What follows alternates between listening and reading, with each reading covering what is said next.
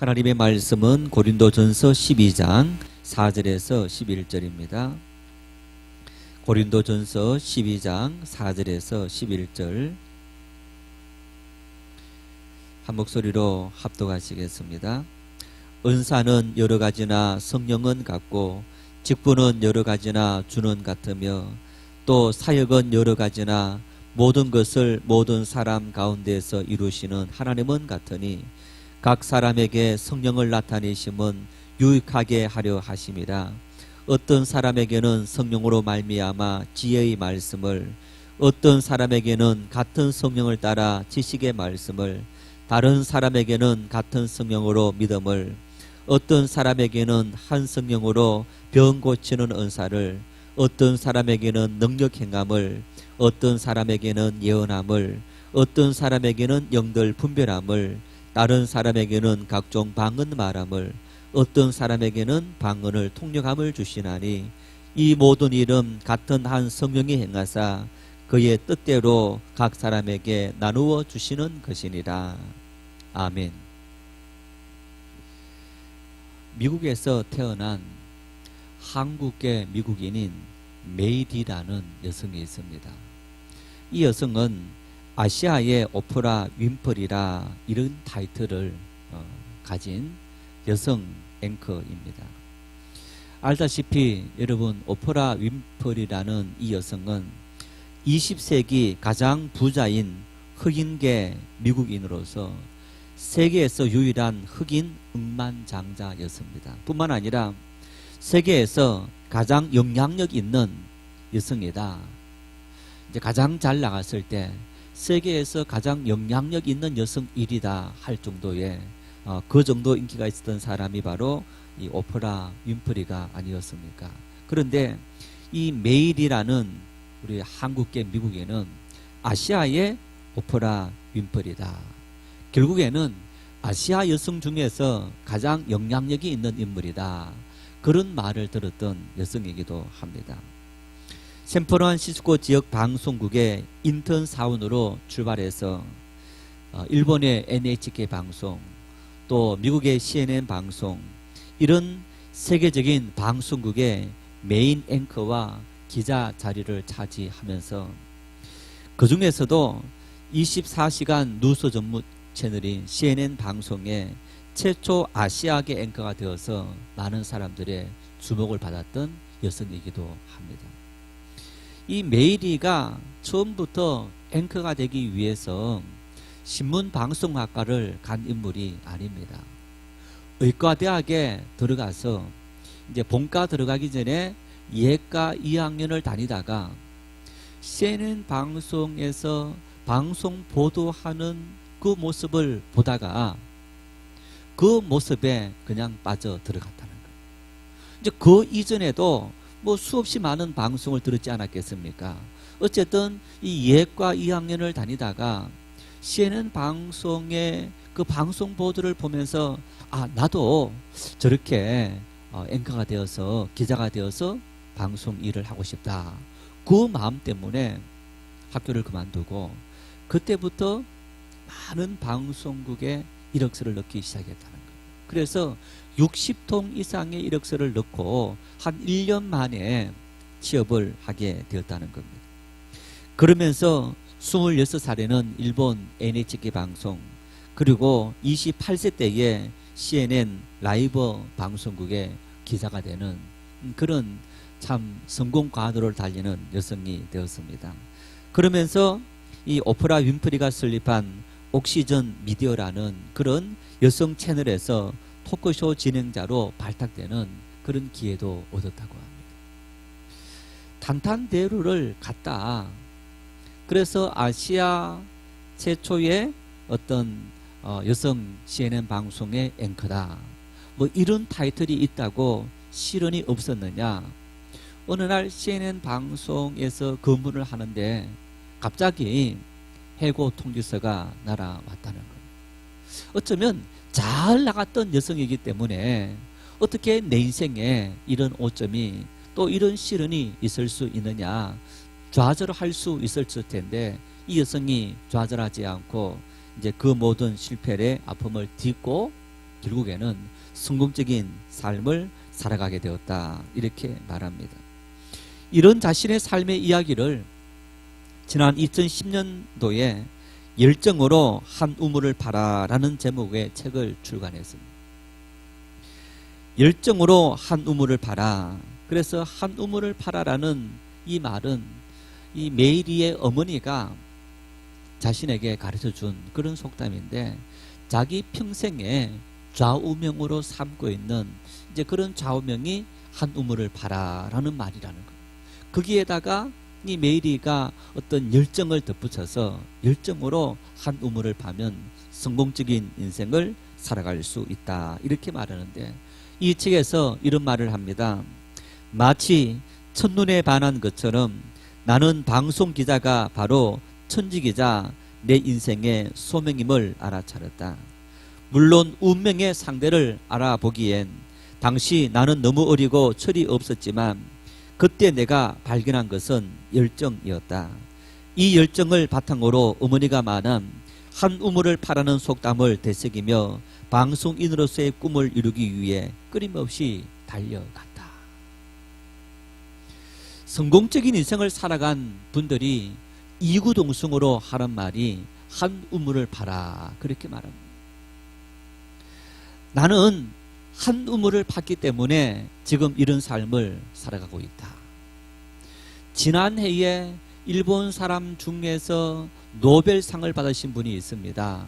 근데 그분은 평생 한 번도 외국에 나가서 공부한 적이 없는 순수 이제 일본 국내파다, 그렇게 말합니다.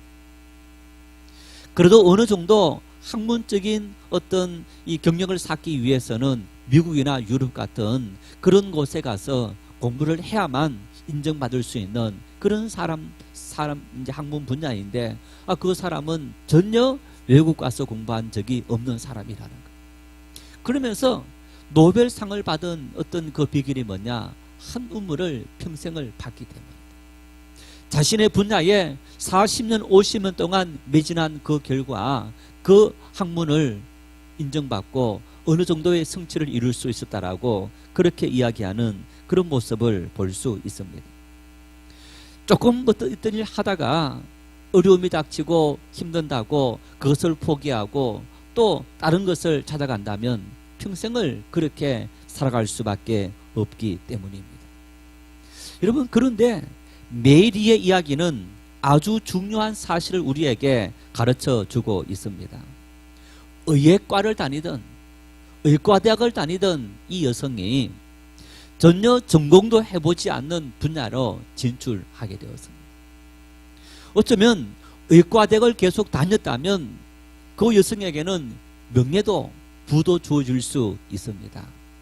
탄탄대로를 걸어갈 수도 있었을 것입니다. 그런데 자신이 전공하지 않는 이 신문방송 쪽으로 진출을 하면서 새롭게 시작하니까 얼마나 힘들고 어려웠을까요? 그런데 도리어 이 여성은 열정을 갖고 갈 수 있게 되었다. 왜 이렇게 열정을 가지고 한 우물을 팔 수 있느냐? 그것이 내 삶의 천직이다. 그것이 내 삶의 천직이다. 그것이 내 인생의 달란트요, 나에게 주어진 소명이다.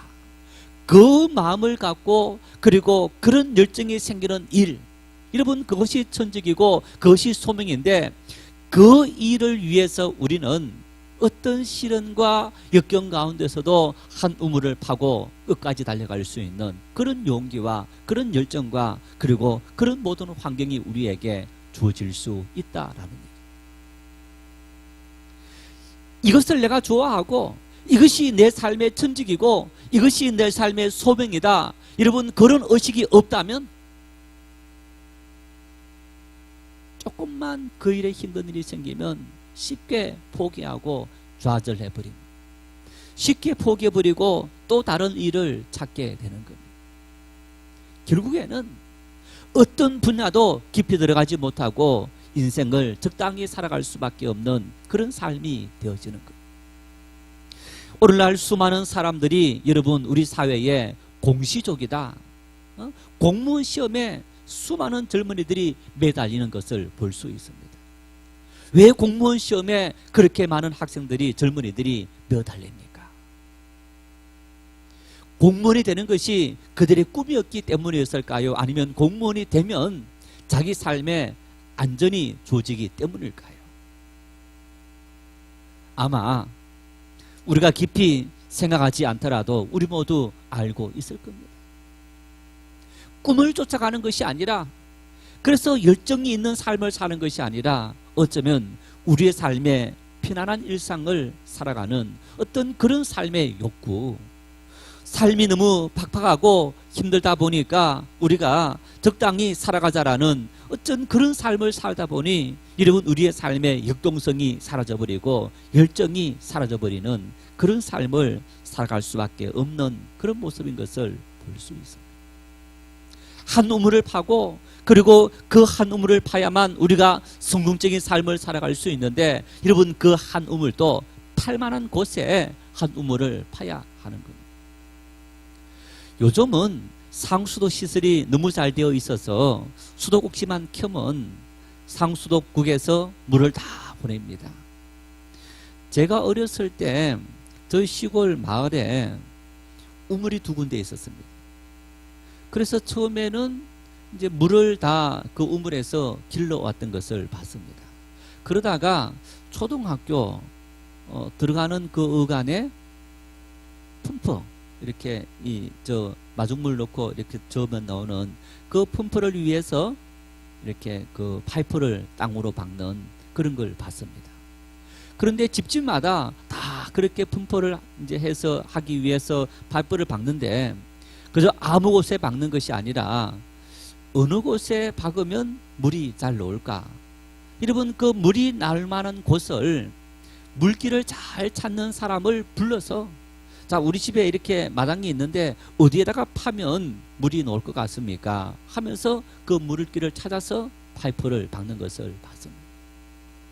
물이 나올 만한 곳, 그곳에다가 파이프를 깊이 박으면 좋은 물을 얻을 수 있는 것처럼, 여러분, 우리가 인생을 살아가며 한 우물을 파야 하는데, 우리가 팔 수 있는 우물, 파야 될 곳을 파야만 우리의 삶에 성공적인 삶을 살아갈 수 있게 되더라 하는 것을 볼 수 있습니다. 오늘 바울 사도는 고린도 교회 성도들을 향해서 본문 11절에 이렇게 말씀합니다. 이 모든 일은 같은 한 성령이 행하사 그의 뜻대로 각 사람에게 나누어 주시는 것이니라. 이 모든 일은 이 본문 말씀 속에서 8절에서부터 10절까지 성령이 교회 성도들에게 주시는 각종 은사들이 나타나는데 9가지 은사가 있습니다. 지혜, 지식, 믿음, 신유, 능력, 예언, 영분별, 방언, 통역, 이런 은사들을 하나님께서 고린도 교회 성도들 각 사람에게, 각기 필요한 사람에게 이런 은사를 주셨더라, 이렇게 말씀합니다. 이런 모든 은사를, 여러분, 이런 모든 은사를 왜 주셨느냐? 성령이 고린도 교회 성도들에게 왜 이런 은사를 주셨느냐? 다시 말하면 오늘 우리 모든 성도들에게 만일 우리가 은사를 받았다면 왜 이런 은사를 우리에게 주셨을까? 이렇게 말씀합니다. 그의 뜻대로, 성령의 뜻대로. 다시 말하면 이런 말입니다. 이 은사를 주셨는데 아무런 이유 없이, 목적 없이 은사를 주신 것이 아니고 성령의 뜻이 있더라, 성령의 의도가 있더라, 성령이 원하시는 것이 있더라, 이런 말입니다. 오늘 우리를 부르시고 우리가 하나님의 은혜 안에서 하나님께서 각 사람에게 은사를 주셨다, 여러분, 그랬을 때 그 모든 은사는 아무런 이유 없이 우리에게 주어진 것이 아니라 하나님의 뜻이 있고 하나님의 목적이 있어서 우리 모든 사람에게 이런 은사를 베풀어 주셨더라. 요즘 갑질 논란이 뜨거운 분이 있습니다. 이군 사령관, 여러분, 이군 사령관은 우리나라 육군 서열 3이라고 합니다. 별 4개 장군입니다. 대장입니다. 공감병. 이 대장이 이군 사령관 공간에서 근무하는 동안에 이제 그분의 생활에 불편함이 없도록 하기 위해서 이제 여러 명의 병사들을 그곳에 배치해서 이제 지원해 주도록 하는 그런 공감병이 있는데, 이 이군 사령관 부인이 그 공감병에게 갑질했다. 어떤 분은 그렇게 글을 써놨더라고요. 마치 노예 취급했다. 정말 얼마나 그 공감병들을 이렇게 했든지 뭐 하인 취급을 넘어서서 노예 취급을 했다, 이런 말을 들어봤습니다. 여러분, 왜 그 병사들을 공간에 배정한 겁니까? 사성 장군이 사령관으로서 나라를 국방의 의무를 잘 하도록 돕기 위해서 공감병을 배정했지, 그 공감병들을 개인적인 이익을 위해서 사용하고 활용하고 자기 기분 화풀이하는 그런 친구들로 배정한 것은 결코 아니라는 사실입니다. 고린도 교회 역시 마찬가지였습니다. 성령께서 고린도 교회 성도들에게 성령의 뜻을 따라서 각종 은사를 부어주셨는데, 성령의 뜻을 따라 은사를 부어주셨지, 그 성령의 은사를 가지고 고린도 교회 성도들이 개인적인 목적을 위해서 이것을 활용하고 사용하라고 주신 것이 아니더라, 그렇게 말씀합니다. 성령께서 그의 뜻대로 어떤 사람에게는 지혜를 주시고 지식을 주시고, 그리고 또 통력을 주시고 방언을 주시고 병 고치는 은사를 주시고 이런저런 각종 은사를 주셔서, 여러분, 그 모든 은사들이 뜻이 있고 목적이 있고 이유가 있더라는 얘기입니다. 아무런 이유 없이 그 모든 것을 주신 것이 아니더라. 여러분, 이 말씀을 조금 더 나아가면 이런 얘기인 겁니다. 여러분, 우리가 내 인생은 누구 것입니까? 내 인생은, 우리는 말합니다. 내 인생은 내 것이다. 따라합시다. 내 인생은 주님의 것. 이게 그리스도인의 삶의 고백입니다. 우리를 이 땅에 태어나게 하시고, 우리를 하나님의 교회에 부르시고, 우리를 하나님 앞에서 믿음으로 살아가고 주님의 은혜를 따라 살아가도록 우리를 부르신 분은 누구십니까? 하나님이십니다. 성령은 이런 하나님의 뜻을 따라서 오늘 우리 가운데 역사하셔서 이렇게 우리에게 각종 달란트를 주시고 사명을 주시고 은사를 주시고 능력을 주시고 건강을 주시고 필요한 모든 것을 우리를 위해서 다 채워주셨더라. 우리가 하나님 앞에 기도하면서, 여러분, 하나님께서 기도할 수 있는 구하라 찾으라 두드리라 라고 말씀하셨는데, 우리에게 무엇을 위해서 구하라고 말씀하십니까? 먼저 너희는 그의 나라와 그의 의를 구하라. 하나님은 우리에게 무엇을 원하시느냐? 그의 나라와 그의 의를 위해서 살아가는 그런 사람이 되기를 우리를 통해 원하시고 계시더라는 것. 그런데 우리는 어떠합니까? 하나님 앞에 기도하고 믿음의 삶을 살아가면서, 여러분, 우리는 무엇을 구합니까? 하나님, 내 마음에 상처가 있습니다.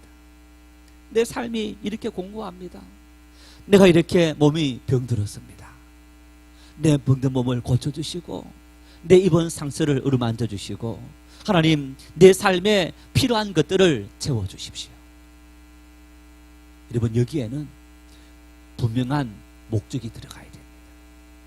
우리가 하나님 앞에 기도할 때 목적이 들어가야 됩니다. 하나님께서 우리에게 왜라고 할 때 하나님, 이것을 통해 하나님께 영광 돌리길 원합니다. 하나님의 이름이 높임 받으시길 원합니다. 우리의 삶의 목적이, 오늘 우리 각 사람들에게 성령의 은사를 주신 것은 그의 뜻을 위해서, 그의 뜻을 따라서 우리에게 성령 은사를 주셨다고 말씀하시는 것처럼, 오늘 우리를 부르시고 하나님께서 각종 달란트와 사명을 맡겨주셨는데, 이 모든 일들이 바로 그의 뜻을 위해서 우리를 부르셨고 우리에게 은혜를 주셨고 우리에게 능력을 주셨더라. 우리의 삶에는 바로 그의 뜻을 따라 살아가는 그런 믿음의 사람이 되어져야 하는 겁니다. 이러한 사실을 오늘 본문 4절에서 6절에 구체적으로 말씀합니다. 우리 한번 4절에서 6절 말씀을 같이 읽겠습니다. 은사는 여러 가지나 성령은 같고 직분은 여러 가지나 주는 같으며 또 사역은 여러 가지나 모든 것을 모든 사람 가운데서 이루시는 하나님은 같으니. 이 말씀에서 은사라는 말은 값 없이 주시는 선물을 의미합니다. 그리고 여러분, 이 말씀에서 직분이라는 말은 직무를 수행하는 사람이다. 하나님께서 우리에게 은사를 주셨는데 무엇을 위해서 은사를 주셨느냐?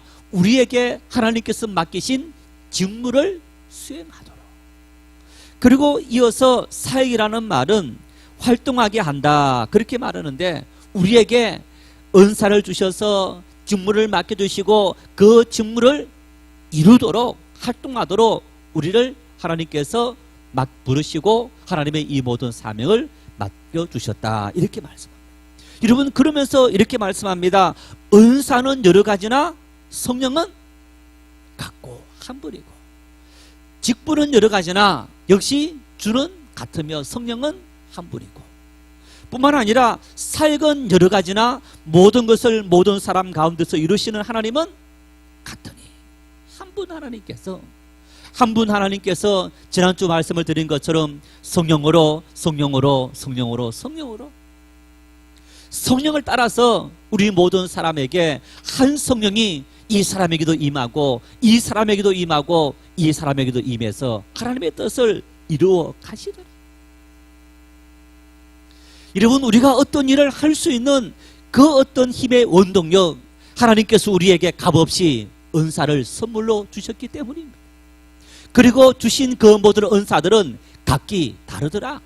우리가 받은 능력이 다르고 은사가 다르더라는 겁니다. 그리고 그 받은 은사를 가지고 우리가 뭘 하느냐? 하나님께서 맡기신 그 직무를 감당하고 그리고 구체적으로 움직이는 삶을 살아가야 될 그런 사람으로 우리가 부름을 받았다. 이러한 삶의 모습을 중세 종교개혁자들, 16세기 종교개혁자들은 그들의 삶의 슬로건을 이렇게 삼았습니다. 솔리 데오 그로리아, 오직 하나님께 영광을.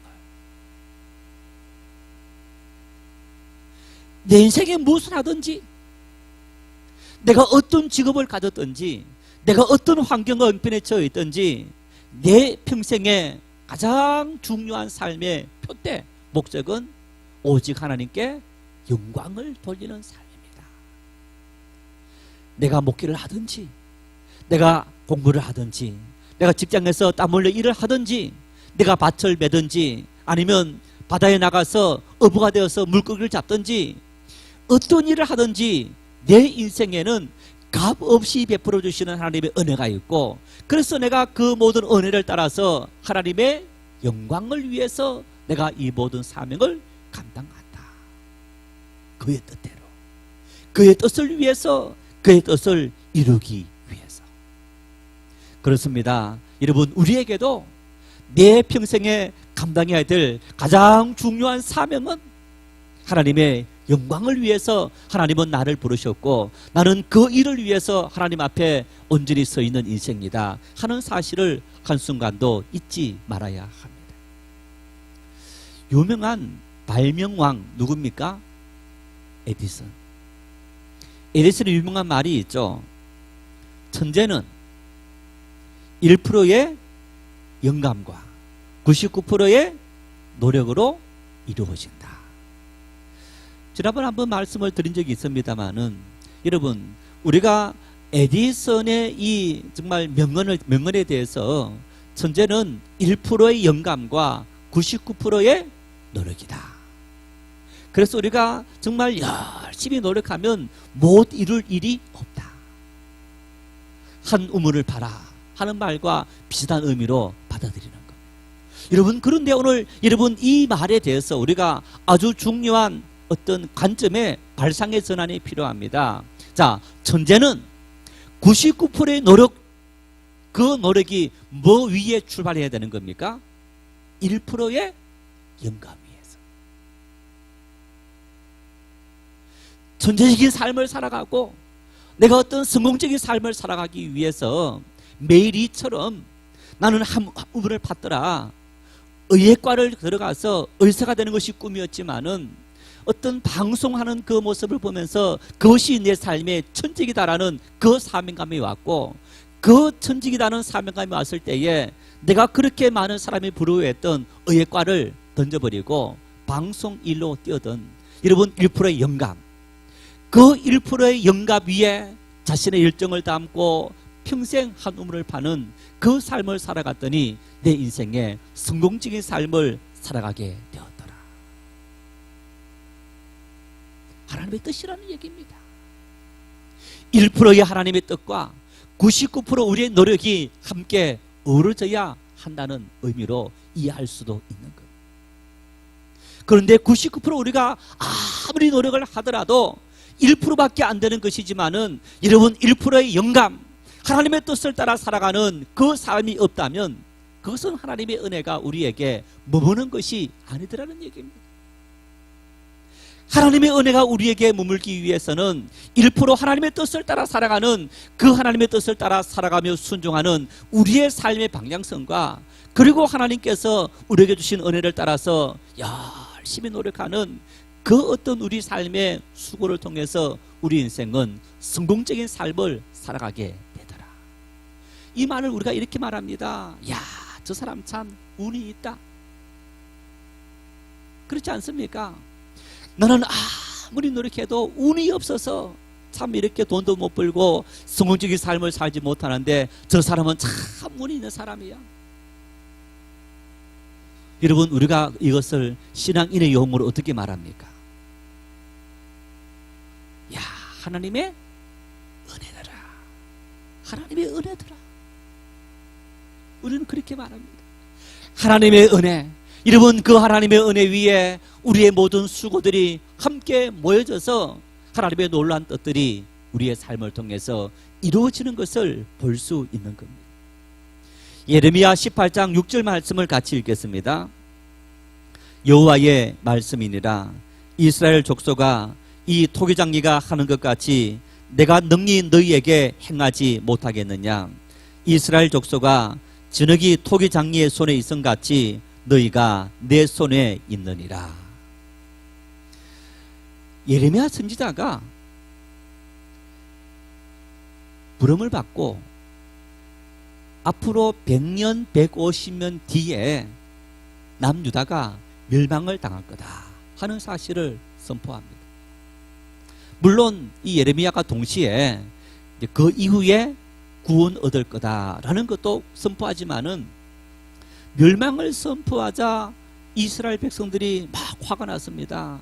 우리는 하나님의 선민인데 어떻게 하나님께서 우리를 버리실 수 있느냐, 막 항의합니다.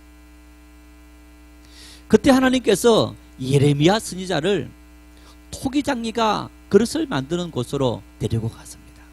그러면서 그릇을 만드는 것을 보여주면서 하나님께서 하신 말씀이 바로 이 말씀인 겁니다. 예레미야야, 이스라엘 백성에게 전해라. 토기장이가 하는 것 같이 내가 능히 너희에게 행하지 못하겠느냐. 자, 토기장이가 흙이 있습니다. 있는 흙을 가지고 어떤 그릇을 만들까? 누구 마음입니까? 토기장이 마음입니다. 자, 그릇을 만들어서 구웠습니다. 그런데 어떤 그릇은 집어 던져버립니다. 깨어버립니다. 누구 마음입니까? 토기장이 마음입니다. 어떤 그릇을 만들 건지, 그리고 만들어 놓은 그릇을 어떤 목적으로 사용할 건지, 그것을 깨어버리든지 사용하든지 그 모든 것은 그릇을 만든 토기장인 주인이 마음대로 하더라고요. 이 말씀 속에 하나님은 말씀합니다. 나는 저 진흙으로 그릇을 만드는 토기장이 같이 너희를 만드는 주인이고, 너희는 저 진흙같이 만들어진 그릇일 뿐이다. 감히 너희들이 저 만들어진 그릇 같은 인생들이 어떻게 토기장이 주인에게 나를 왜 이렇게 만들어서, 나를 왜 깨어버려서, 나를 이렇게 활용해서 라고 항의할 수 있느냐. 하나님의 이 말씀은 빚어진 토기가 감히 토기장이신 하나님의 행하시는 일에 대해서 왈가왈부해서는 안 된다 하는 사실을 구체적으로 보여주는 예표이기도 합니다. 여러분, 이 말씀을 예수님께서 이렇게 말씀합니다. 마태복음 25장 14절 15절 말씀을 같이 읽겠습니다. 또 어떤 사람이 타국에 갈 때에 그 종들을 불러 자기 소유를 맡긴가 같으니 각자 그 재능대로 한 사람에게는 금 5달란트를, 한 사람에게는 2달란트를, 한 사람에게는 1달란트를 주고 떠났더니, 이 말씀을 읽으면서 여러분, 저 사람은 5달란트 받았고 나는 1달란트 받았더라. 1달란트 받았다라는 이 사람이 5달란트 받은 사람을 부러워해야 됩니까? 부러워하지 말아야 됩니까? 어떠세요? 우리는 이 말씀을 읽으면서 나는 몇 달란트 받은 사람일까? 나는 5, 아니면 2, 아니면 1? 비교하면서 저 사람은 보니까 5달란트 받은 사람이고 나는 1달란트밖에 받지 못했다. 그래서 교회 봉사하다가도 막 짜증이 납니다. 비교하니까 나는 저 사람보다 훨씬 더 못 받았다 라는 생각을 하기 때문에 25장 21절과 23절이 똑같아요. 성경 구절이 두 구절이 똑같습니다. 한번 읽어보겠습니다. 그 주인이 이르되 잘하였도다 착하고 충성된 종아, 내가 적은 일에 충성하였음에 내가 많은 것을 내게 맡기리니 내 주인의 즐거움에 참여할지어다 하고, 21절 말씀은 5달란트 맡은 사람이 주인이 회개할 때 주인이여 나에게 5달란트 주었는데 내가 5달란트 더 남기고 왔습니다. 그러자 주인이 이 말을 합니다. 잘하였도다 착하고 충성된 종아. 23절 말씀은 2달란트 맡은 사람이 역시 왔습니다. 나에게 2달란트 맡기셨는데 내가 열심히 일을 해서 2달란트 남겼습니다. 그러자 주인이 5달란트 받은 사람에게 한 말과 다르게 말한 것이 아니고 똑같이 말한 겁니다. 잘하였도다 착하고 충성된 종아, 내가 적은 일에 충성하였으니 내가 많은 것을 내게 맡긴다. 여러분, 이 말씀은 우리에게 양을 말하는 것이 아닙니다. 사명을 말하는 겁니다. 질을 말하는 겁니다. 하나님의 뜻을 말하는 겁니다. 우리가 이 세상을 살아가면서 저 사람이 맡은 달란트는 5, 나는 1일 수 있고 어떤 사람은 2일 수 있는 겁니다. 여러분, 우리가 맡은 그 인생의 달란트를 비교하면서 살아가라고 말씀하신 것이 아니라 나에게 주어진 그 달란트에 집중하고 그 사명에 집중하며 살아갈 때 하나님은 저 사람과 나를 비교하지 아니하시고 열심히 땀 흘려 일해서 남긴 그 일에 대해서 하나님은 은혜를 주시고 복을 주시는 그런 하나님이시다. 우리는 이 말씀을 통해서 그 하나님의 뜻을 깨닫고 발견할 수 있어야 하는 겁니다. 그래서 하나님은 우리를 지으시고 우리를 만드시고 우리에게 사명을 주신 분이시다. 여러분, 그런데 보세요. 자, 그릇을 만드는 공방에서 이제 한 사람은 공방 주인입니다. 그래서 공방 주인이라는 말은 전공을 했든지 아니면 그 일을 오래 하신 분을 의미합니다. 자, 그 다음에 이제 여러 명이 앉아 있는데 교습을 받는 사람이 앉아 있어요. 어떤 사람은 한 20, 30대 되는 사람인데 몇 년 배운 사람이 있고, 자, 오늘 처음 온 한 초등학생 학생이 있습니다.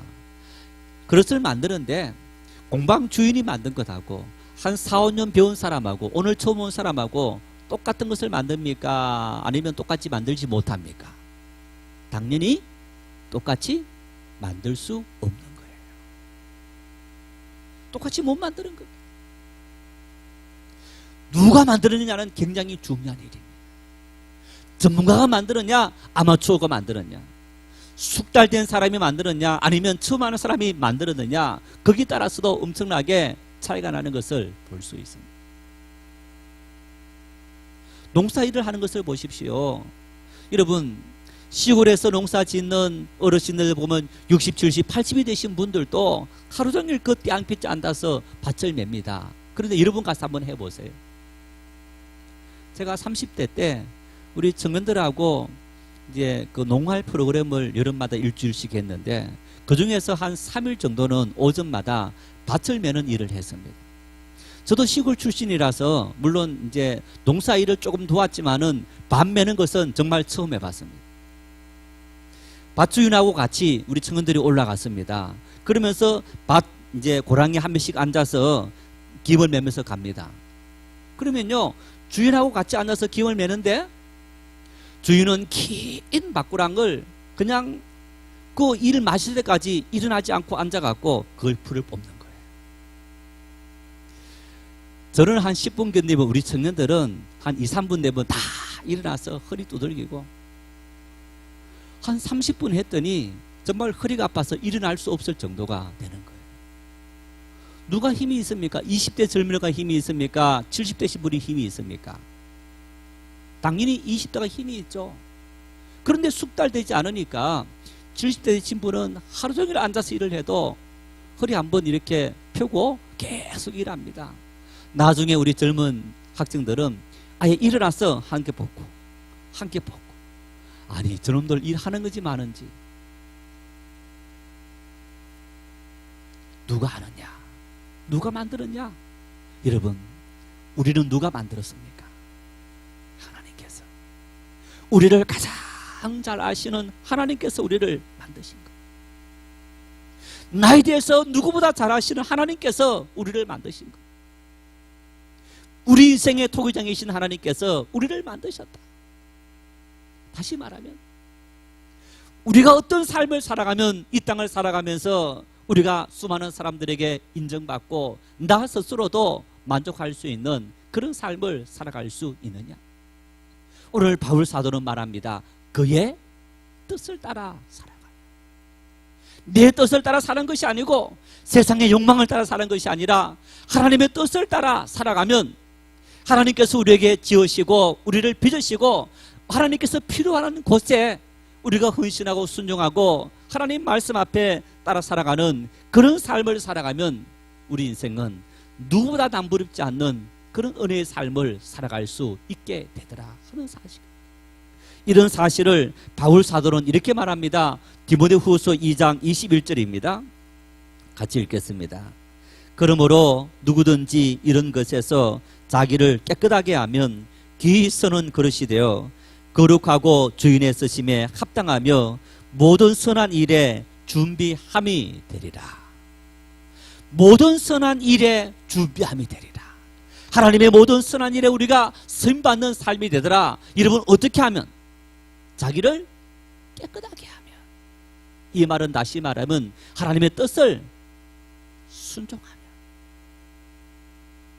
내 뜻이 아니라, 내 생각이 아니라, 세상의 뜻이 아니라, 세상의 방법이 아니라 하나님의 뜻을 따라서 내 모든 생각과 내 모든 욕심과 세상의 모든 방법을 다 내려놓고 나는 오로지 하나님의 뜻 앞에 절대적으로 순종하는 삶을 살겠습니다. 우리가 그러한 삶을 결단하면 주인의 쓰심에 합당하고 주인께서 사용하는 일에 준비함이 되는 그런 삶을 살아갈 수 있게 되더라. 왜 내 인생은 험한 길입니까? 왜 내 인생은 진흙탕 길입니까? 여러분, 그렇다면 나는 과연 주님의 뜻을 따라 살아가고 있는지, 주님께서 나에게 맡기신 그 사명의 삶 앞에 나는 서 있는지, 아니면 나는 그 주님의 뜻을 잊어버리고 오로지 나 자신의 세상적인, 세상 사람들이 따라가고 추구하는 그런 삶을 살아가고 있는지 우리 자신들을 한번 살필 수 있어야 하는 것. 하나님은 아무 목적 없이 우리를 부르시고 우리를 창조하신 것이 아닙니다. 하나님의 뜻이 있어서, 하나님은 최상의 방법으로 하나님같이 정말 우리를 빚으실 때 가장 잘 빚으시는 최상의 어떤 그런 하나님의 손길로 우리를 빚으시고 우리를 만드신 하나님이신 겁니다. 우리가 그 뜻을 깨닫고 그 뜻을 위해서 순종하고 그 뜻을 위해서 우리를 비우고 하나님 앞에 나아가면 하나님은 우리를 들어서 가장 존귀하게 가장 가치 있는 그런 삶으로 우리의 모든 삶을 인도하시더라. 매일 매 순간마다 그런 하나님의 뜻을 깨달을 수 있는 그리고 순종할 수 있는 그런 믿음의 사람들이 되어서 하나님의 은총을 풍성히 누리는 복된 삶 될 수 있기를 축원합니다.